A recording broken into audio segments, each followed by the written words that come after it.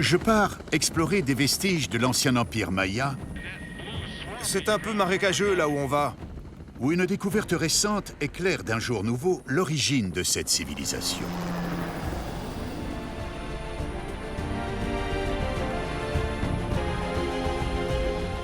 Peu de routes traversent la jungle compacte du nord du Guatemala aujourd'hui.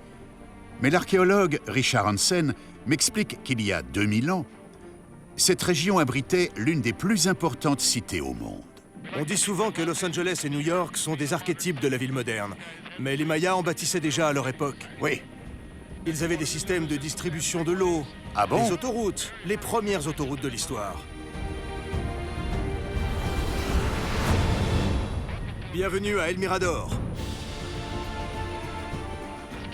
Cette pyramide est l'une des plus grandes constructions au monde. Sa base mesure plus d'1 kilomètre.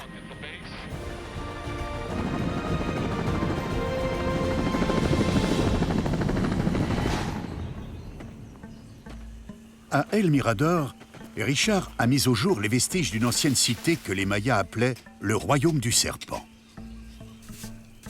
Ce site archéologique est tellement riche qu'il a établi un camp permanent dans la jungle pour l'explorer. C'est le laboratoire. Voici notre médecin. Quand on a le moindre pépin, il nous soigne tout de suite. Ah oui?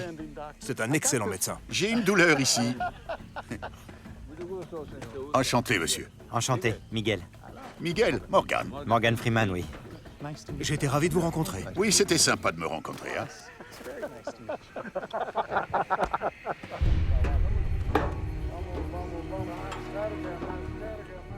Prêt? Oui, en route.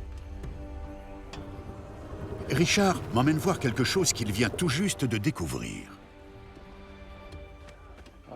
Nous y sommes. C'est un site particulièrement intéressant. Oh mon Dieu!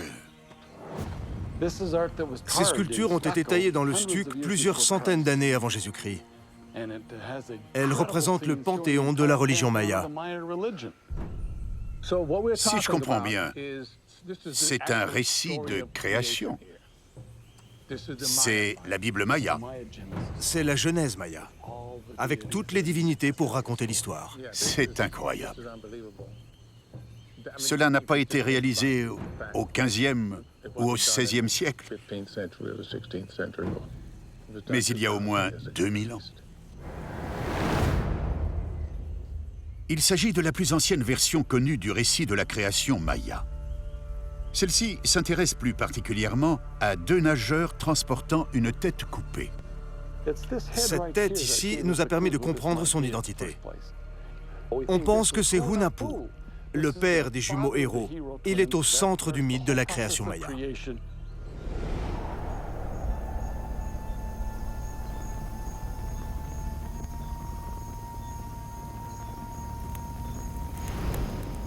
Merci à Hao.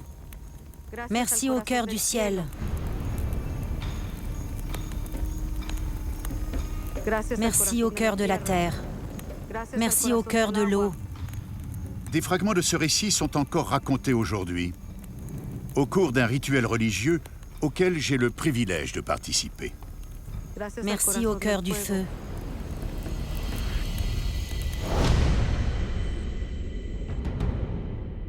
Ce rituel raconte l'histoire du dieu du maïs, piégé dans les enfers, puis décapité. Ses fils, les jumeaux héros, partis le secourir, n'ont pu accéder aux enfers qu'en étant brûlés et réduits en cendres. La cendre représente les jumeaux héros. Elle va mélanger le maïs avec la cendre et les mettre dans l'eau. Alors que leurs cendres sont plongées dans l'eau, les jumeaux héros se régénèrent.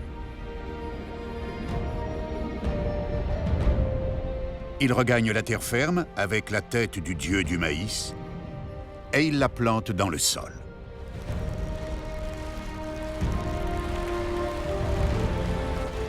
C'est à partir de ce maïs que les premiers Mayas ont été créés.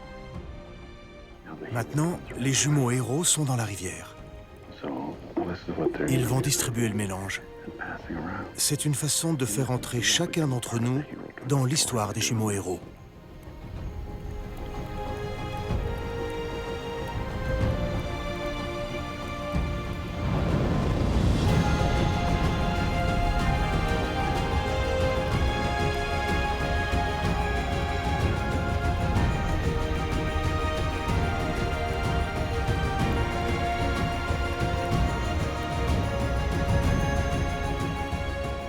On n'exécute pas de rituel pour célébrer Adam et Ève.